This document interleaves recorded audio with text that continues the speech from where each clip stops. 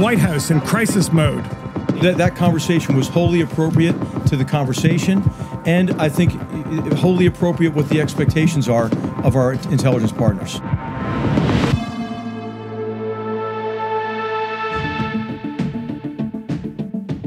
Iraqi forces in Mosul say they've isolated the Islamic State to about 5 square miles of territory after an escalation of fighting in recent weeks. 7 months into the US-backed campaign, the militants now control only a few districts in the western half of Mosul, including the Old City. The enemy is on the brink of total defeat in Mosul. Bill Cosby says he won't testify in his upcoming trial on sexual assault charges. Cosby made the comments during his first interview in more than 2 years. Cosby said the accusations against him might have been partly motivated by racism and partly by revenge. But your accusers are both black and white. Well, let me put it to you this way. When you look at the power structure, and when you look at individuals, there are some people who can very well be motivated by whether or not they're going to work, or whether or not they might be able to get back at someone. Cosby declined to address the specific allegations leveled by dozens of women, saying his lawyers told him not to. An uninhabited island in the Pacific Ocean has been found to have the world's worst density of plastic debris. Researchers found nearly 38 million pieces of trash on Henderson Island, a World Heritage Site. 3,750 new pieces of plastic wash ashore each day on one beach alone. The top offenders on the beach were, by and large, everyday consumer items that most people don't really hesitate when they use them to think about what it really means and where they might end up. Ambassador Nikki Haley says the U.S. is open to direct diplomacy with North Korea under the right conditions. He has to stop his testing. He has to stop any nuclear programs that he has. The United States, we are willing to talk, but not until we see a total stop of the nuclear process and of any tests there.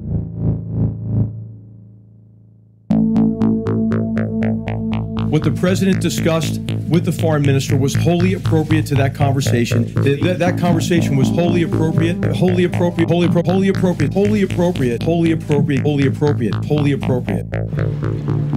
The Trump administration spent the day on its heels, again, responding to a Washington Post report that the president shared highly classified information about ISIS threats with the Russian foreign minister and ambassador. But even that story managed to get eclipsed, as a New York Times report revealed that former FBI Director James Comey kept detailed notes of a meeting in which Trump asked him to shut down his investigation into former National Security Advisor Michael Flynn. Evan McMorris Santoro was at the White House as the absurdities escalated. Directly outside the White House, where I am right now, the conversation's all about the visit of Turkish President Erdogan. I can hear protesters over my shoulder yelling about him.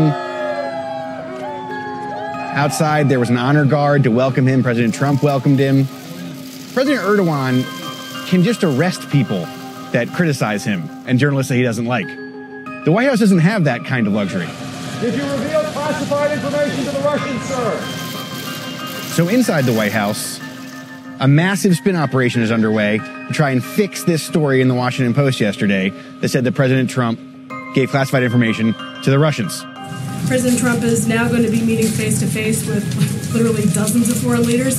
If there are sensitivities to his discretion in what sort of information to decide to declassify, how is that something that you were advising him ahead of this foreign trip? Yeah. Well, I mean, there are no sensitivities in terms of me or anybody who's been with the president in many of these engagements. He shares information in a way that is wholly appropriate. And I should just make maybe the statement here that the president wasn't even aware, of where this information came from. He wasn't briefed on the source and method of the information either. So I'm sorry, this is going to be the last question because we do have the president of Turkey coming, I think, momentarily. Thank you very much. The regularly scheduled press briefing was split into two briefings. First, one on camera with H.R. McMaster, the National Security Advisor, and then one later in the day, off camera with Sean Spicer. President Trump has been speaking on this too. Mr. President, did you share classified intelligence with the Russians? President Trump? Well, we had a very, very successful meeting with the foreign minister of Russia. Our fight is against ISIS, as General McMaster said. This is a White House that's trying to fix a mess it's dealing with because of yesterday's Washington Post. So between the first briefing with H.R. McMaster and the second briefing with Sean Spicer, things got a lot worse. The New York Times reported that the source of the information that President Trump gave the Russians was Israel. This is a tough situation for an administration that claims to be the biggest ally of Israel ever in American history. We appreciate the relationship that we have with Israel and appreciate the exchange of information that we have with them. That being said, I'm not going to comment any further on that. At 5:30 p.m., this already worst day in the Trump administration got a lot worse. The New York Times dropped a bombshell report saying that President Trump asked Jim Comey to drop his investigation into former National Security Advisor Mike Flynn and his ties to Russia.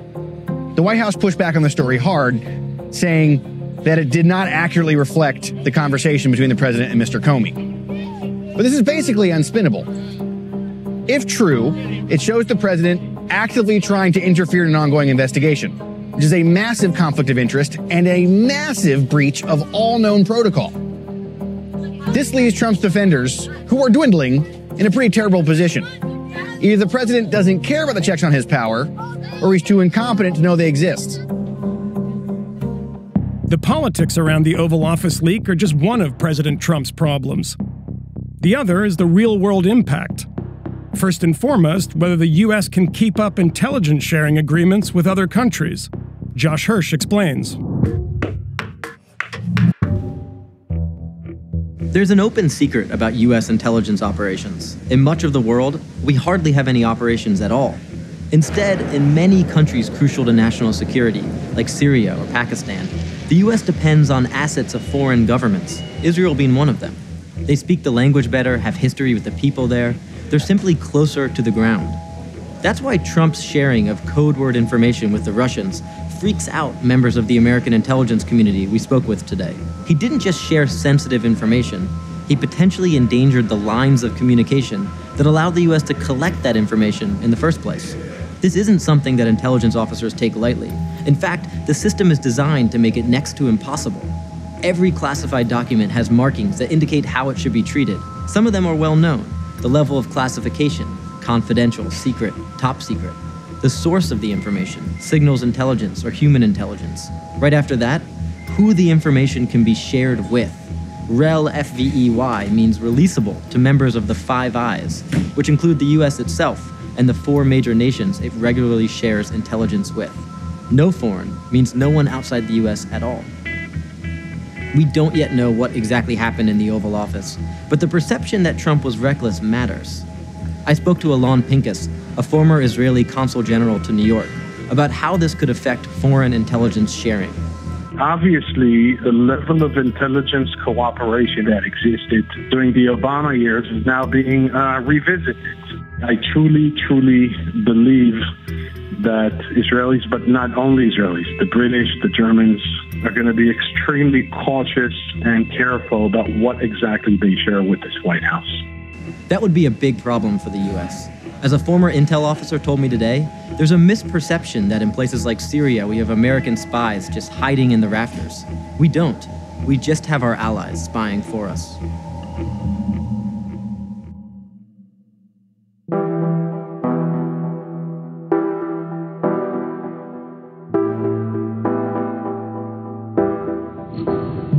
In November, Florida elected its first ever African-American prosecutor, Orlando State Attorney Aramis Ayala. Thanks in part to $1.4 million in campaign donations from a group funded by investment billionaire George Soros, a death penalty opponent. In March, as Ayala faced her first major capital prosecution, she made an announcement that shocked the community. After careful review and consideration of the new statute, under my administration, I will not be seeking death penalty in cases handled in my office.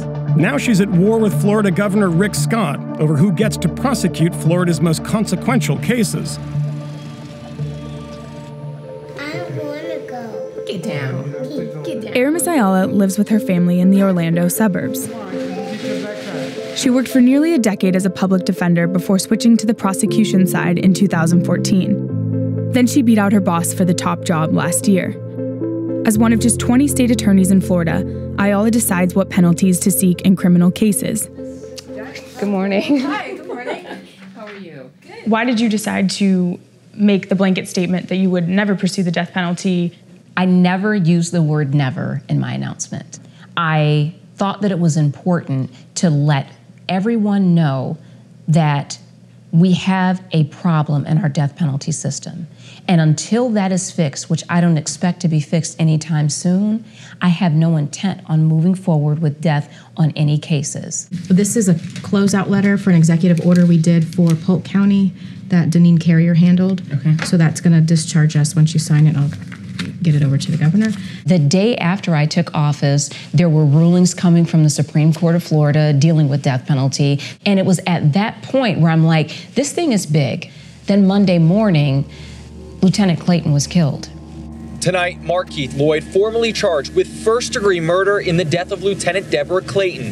For 9 days, Orlando police used every resource to catch the 41-year-old accused cop killer. So right away, it hadn't even been a week in office, and what most would perceive as a possible death penalty case hit my desk. Police say Markeith Lloyd killed Lieutenant Deborah Clayton after killing his pregnant ex-girlfriend. So why not just come out and say, I don't intend to seek it in the Markeith Lloyd case, and then quietly go about doing your job? The reason that I did not make a statement just about Markeith Lloyd is because, number one, if I say that I'm not seeking it in Markeith Lloyd, the next question is, well, if you're not seeking it in that, then what would you seek it in? I owed the public a response to that. Ayala says the death penalty is expensive, not a deterrent to crime, and a false promise to victims' families. And she has a point. There are 368 people on death row in Florida, and some have been awaiting execution for as long as 40 years. There's the theory of death penalty, of what people say, and then there's the truth of the death penalty system in Florida. When a person is convicted of a crime, and then they're sentenced to death, that's not the end. That is the beginning of decades and decades and decades of appeals. But Ayala never stated her position on the death penalty during the campaign, and critics say she's putting her personal convictions above her responsibility to enforce the law.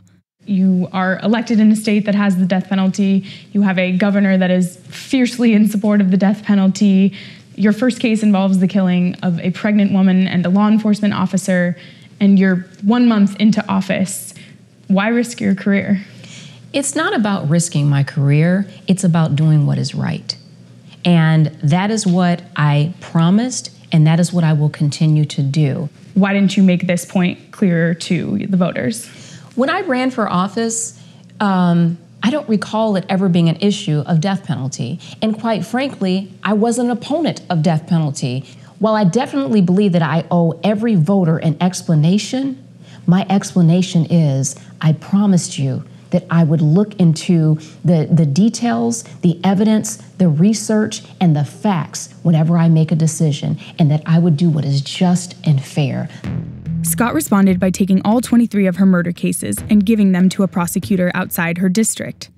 Not only has he tried to undercut my independence, he's downplayed the rights of the people who elected me to be in that position, that their voices were heard, who they want to make these decisions. Now Ayala is suing Scott to get her cases back. Scott declined our request to be interviewed, but his office told Vice News that the families of victims deserve an attorney who will prosecute these cases to the fullest extent of the law. Alana, did you wash your hands? I missed a little bit. You missed what? I missed a little bit. Ayala has gotten death threats and even received a noose in the mail. Still, she stands by her decision. What's he doing? Your level of accountability changes as the elected prosecutor, so I made the decision. Until I know that it is proper to move forward, I'm not moving. If the court rules in Governor Scott's favor, what does the rest of your term look like? I just want to read what the, wow, you threw me with that one. However the court rules, I want to just read their ruling, accept their directives if it's a directive towards me, and I will honor whatever the court rules.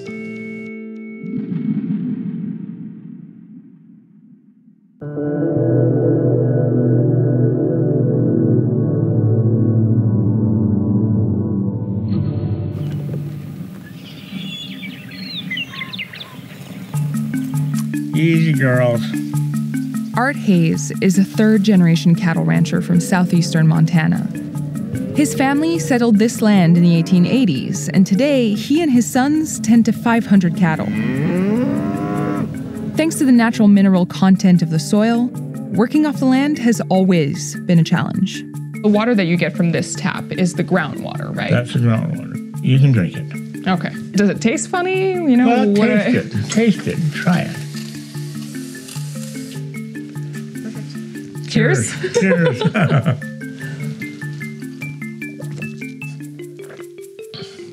Tastes fine. Tastes fine. Well. It'll kill your plants. You put a goldfish in it, it'll die. Well, that's something. All of the groundwater on Art's property is too high in saline minerals to be used for irrigation. 9 years ago, a well filled with groundwater burst on his land. And this is where a well overflowed. The vegetation that came in contact with that water never recovered. Because of this, the only way he can grow the hay that sustains his cattle is to siphon water from a single source, the nearby Tongue River. How important is the river that's running along here? That's our lifeblood. We're in a desert. It's a high desert. We get 12 inches of rain a year. Wow. So this water comes out of this river. It's the only water we can use for irrigation. That water is now in jeopardy. On March 28th, President Trump signed the Energy Independence Executive Order, which, among other things, lifted the moratorium the Obama administration placed on the leasing of federal lands for coal mining. That change allowed coal companies to start new coal projects upriver from Art's ranch. What is at stake here for you? At stake here is my future. And, I don't want to risk it. Art's worried that if one of the mines, the Decker mine, expands, it'll pump the saline groundwater into his only remaining water source, making it unusable for irrigation. The Decker mine didn't respond to requests for comment. To stop the expansion from happening, Art and a coalition of conservationists and the Northern Cheyenne tribe are suing the federal government. Jenny Harbine is their lawyer. Ranchers in this region have been forced to really become scientists and politicians to defend resources when the federal government has failed them. People in this region can talk about numeric water quality standards as though they were the ones that developed them. When we talk about expanding coal mining on federal land, isn't that good for the area, economically speaking? Is that a good thing?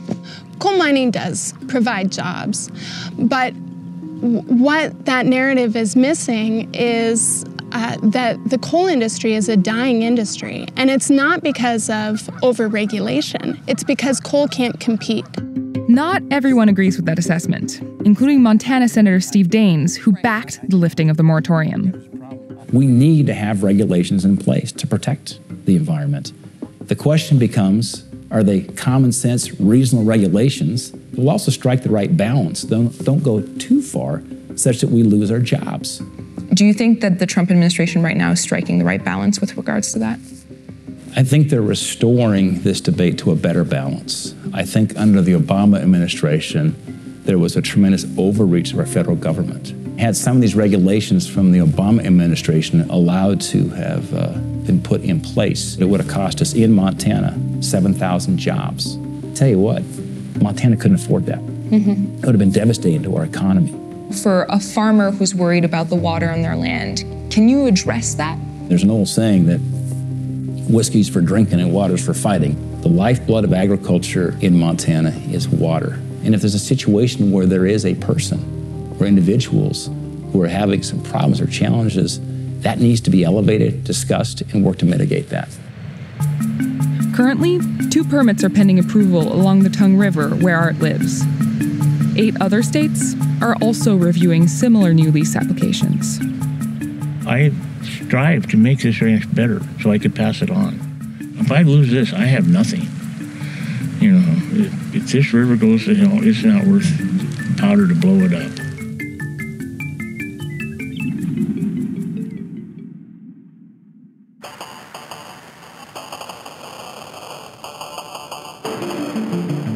The massive cyber attack that spread to more than 300,000 victims this weekend was brought to a sudden halt, accidentally, by a 22-year-old British cybersecurity researcher, Marcus Hutchins, working from home at his parents' house.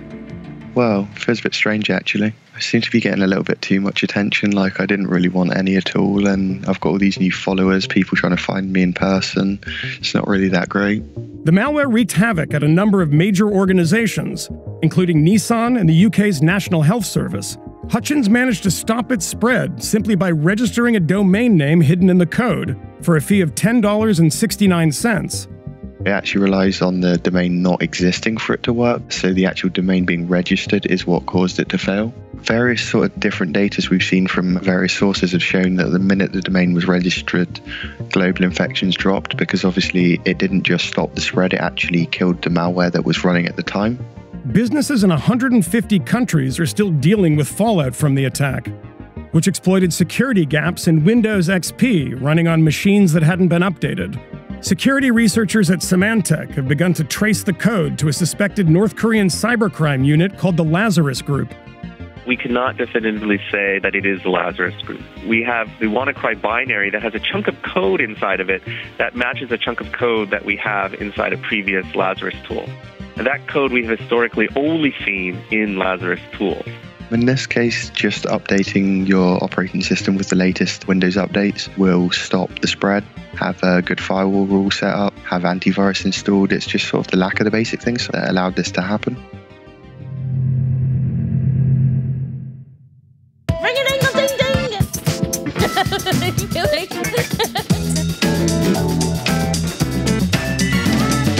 Can y'all crank my tunes?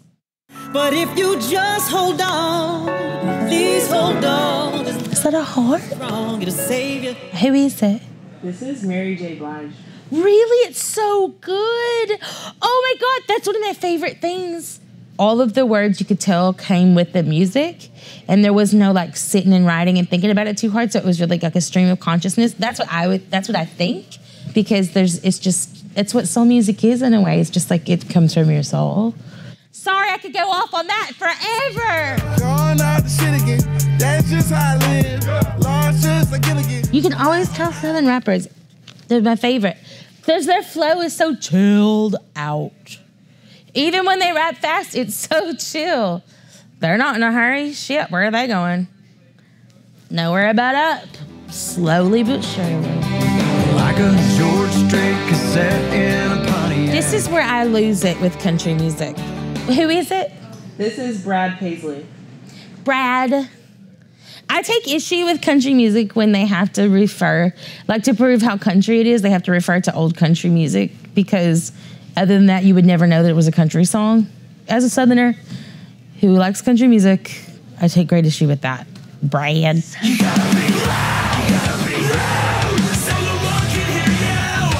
What is this? This is where I kind of draw the line.